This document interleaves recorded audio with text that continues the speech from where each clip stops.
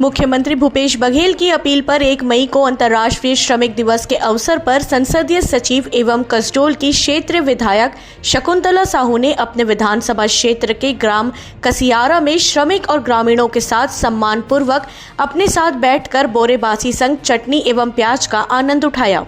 इस अवसर पर विधायक शकुंतला ने मुख्यमंत्री भूपेश बघेल के अभिनव पहल की प्रशंसा करते हुए कहा कि प्रदेश के मुखिया भूपेश बघेल ने प्रदेश की आहार एवं संस्कृति को बरकरार रखने एवं हर वर्ग के सम्मान के हितैषी हैं। इस दौरान जिले के कई जनप्रतिनिधि मौजूद रहे।